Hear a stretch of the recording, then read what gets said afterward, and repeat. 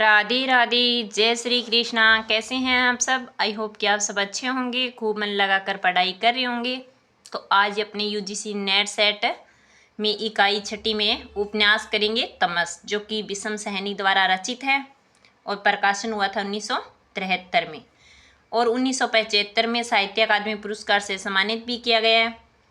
1986 में गोविंद निहलानी ने दूरदर्शन धारावाहिक और एक फिल्म भी इस पे बनाई है, तमस पे। तमस का शाब्दिक अर्थ है अंधकार या अज्ञान। तमस की कथा परिधि में अप्रैल 1947 के समय में पंजाब के जिले को परिवेश के रूप में लिया गया है। तमस में कुल 5 दिनों की कहानी को लेकर बुना गया उपन्यास है, परंतु कथा में जो प्रसंग संदर्भ उभरे हैं उससे यह 5 दिनों की कथा न होकर 20वीं शताब्दी के हिंदुस्तान की अब तक की लगभग 100 वर्षों का समय इसमें लगा है। संपूर्ण कथा वस्तु 2 खंडों में विभक्त है। पहले खंड में कुल 13 प्रकरण है, दूसरे खंड में गांव पर केंद्रित है। भाषा हिंदी, उर्दू, पंजाबी से मिश्रित रूप देखने को इसमें मिलता है। विषम सहनी ने तमस में सांप्रदायिकता की समस्या को उठाया है। भारत की आज़ादी के ठीक पहले की जो स्थिति है उसको दिखाया है। सांप्रदायिकता एक सामाजिक व्यवस्था के तहत रची गई मानसिकता से उत्पन्न होती है। उपन्यासकार के अनुसार यह सब काम बंटे हुए थे। कपड़े व अनाज का काम हिंदुओं के पास में था। उपन्यास में यह दिखाया गया है कि जो कपड़ों और अनाज का काम था वो तो हिंदुओं के पास में था, जबकि जूतों, मोटरों, लारियों का जो काम था वो मुसलमानों के हाथ में था। कथा वस्तु, कथा का सार। उपन्यास का आरंभ नत्थू के साथ होता है। मुराद अली ने नत्थू को सलोत्री साहब के लिए सुअर मार कर उपलब्ध कराने के लिए कहा था और इसके लिए नत्थू को 5 रुपए का नोट परिश्रम के रूप में दिया गया था। नत्थू जब सुअर मार कर घर लौट रहा था तब सांप्रदायिकता की आग सुरतर भड़क चुकी थी। सांप्रदायिकता की इस आग को बुझाने का दायित्व वहां के डिप्टी कमिश्नर रिचर्ड के पास में था। मतलब इस जो हिंदू और मुसलमानों के बीच में सांप्रदायिकता की आग लग चुकी थी उसको बुझाने का दायित्व किसके पास था? अंग्रेज डिप्टी कमिश्नर रिचर्ड के हाथ में था। इधर कांग्रेसियों ने प्रभात फेरी के समय गली मोहल्लों की सफाई करना शुरू कर दिया। इनमें बख्शी मेहता जी, कश्मीरी लाल, शंकर आदि। तभी उनको मालूम पड़ता है क्योंकि वो तो उधर प्रभात फेरी निकाल रहे थे और साथ साथ में गली मोहल्ले में जो गंदगी, नालियों वगैरह की सफाई वगैरह भी वो करते थे। तो इधर ही उनको मालूम पड़ता है कि केलों की मस्जिद की सीढ़ियों पर किसी आदमी ने सुअर मारकर वहां फेंक दिया है। धर्मार्थ मुसलमान बदला लेने पर उतारू हो चुके हैं। हिंदू और मुसलमानों दोनों एक दूसरे के शत्रु हो चुके थे क्योंकि इधर सुअर मारने की जो इतनी बड़ी घटना हो चुकी थी इसको लेकर हिंदू मुसलमान आपस में एक दूसरे के शत्रु हो चुके थे। उधर नगर के हिंदू युवकों को सैनिक प्रशिक्षण देने का काम मास्टर देवव्रत ने शुरू कर दिया था। हिंदू युवकों को सैनिक का प्रशिक्षण कौन दे रहे थे? मास्टर देवव्रत।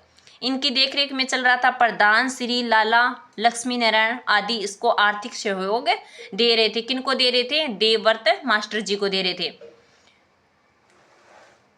युवकों ने मास्टर जी के मार्गदर्शन में एक अच्छा खासा शास्त्रागार जुटा लिया था क्योंकि इधर उनको ये लग रहा था ना कई हिंदू और मुसलमानों के बीच में कभी भी अशांति या दंगा हो सकता है। तो अपने हिंदू है वो अपना बंटवारा कैसे कर सकते हैं या अपना बचाव कैसे कर सकते हैं, इसलिए युवकों ने मास्टर जी के मार्गदर्शन में एक अच्छा खासा शास्त्रागार तो जुटा लिया था। किसी प्रकार उन्हें कड़वा मिल जाए तेल, कड़वा तेल तो उन्हें मिल चुका था परंतु ऐसी कड़ाई नहीं मिली थी जिसमें वह पूरा कनस्तर तेल उबाला जा सके, क्योंकि अगर जब भी लड़ाई दंगा हो तो वो उबला हुआ तेल उन पे फेंक दें या उन अपना मतलब अपनी आत्मरक्षा कर सके। आत्मरक्षा करने के लिए उन्होंने ये सब प्रक्रिया अपनाई थी। कुछ मुसलमानों ने गाय को मारकर शहर में फेंक दिया था। इससे सांप्रदायिक दंगे और ज़्यादा भड़क गए थे। मतलब किसी हिंदुओं से तो वो गाय सुअर मरवा कर मस्जिद पे गिरवा दिया था और किसी ने मुसलमान ने फिर उनके बदले में क्या किया था? गाय को मारकर शहर में फेंक दिया था। उनसे क्या है कि हिंदू और मुसलमानों में आपस में सांप्रदायिक दंगे और ज़्यादा भड़के थे। अंग्रेज शासक हिंदू मुसलमानों की एकता में दरार डालकर दोनों को परस्पर भिड़वाना चाहते थे। यही इस कहानी का मूल भाव है, क्योंकि इसका फायदा तो कोई अन्य तीसरा व्यक्ति उठा रहा था, जिससे अंग्रेजों को ही हिंदू और मुसलमानों को लड़वा के फायदा हो सकता है। तमस कहानी में सारा यही बताया गया है। ये कुल 5 दिनों की कहानी है। दूसरे गांव में सैयदपुर में तो सिखों और मुसलमानों में भीषण संघर्ष होता है। 27 महिलाएं बच्चे सहित कुएं में डूबकर अपनी जान दे देती है। एक दूसरे शहर में गांव में सैयदपुर में भी सिख और मुसलमानों में आपस में संघर्ष हो जाता है, जिसमें कि 27 महिलाएं, ध्यान में रखना, 27 महिलाएं बच्चे सहित कुएं में डूबकर अपनी जान है जो कि दे देती है। अब इस कहानी उपन्यास के पात्र परिचय भी देख लेते हैं।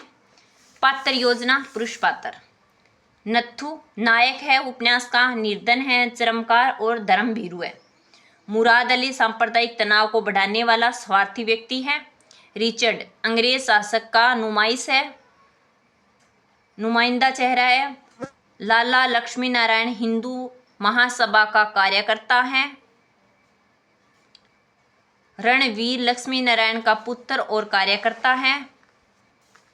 हरनाम सिंह ग्रामीण सिख उदार व्यक्ति है। शहनावाज सच्चा मित्र है। हयात बख्श मुस्लिम लीग का कार्यकर्ता है। मेहता भ्रष्ट और स्वार्थी है। बख्शी कांग्रेसी कार्यकर्ता है। शंकरलाल कांग्रेसी कार्यकर्ता है। किशन सिंह सिख संप्रदायिकता का नेता है। देश काल और वातावरण। तमस एक सामाजिक राजनीतिक उपन्यास है। तमस क्या है? एक सामाजिक और राजनीतिक उपन्यास है। इसमें पंजाब का नूरपुर क्षेत्र अपने संपूर्ण वातावरण के साथ रूपायित हो उठा है। तो अब आपको तमस उपन्यास में कहीं कोई दिक्कत हो तो कमेंट करके बता सकते हैं।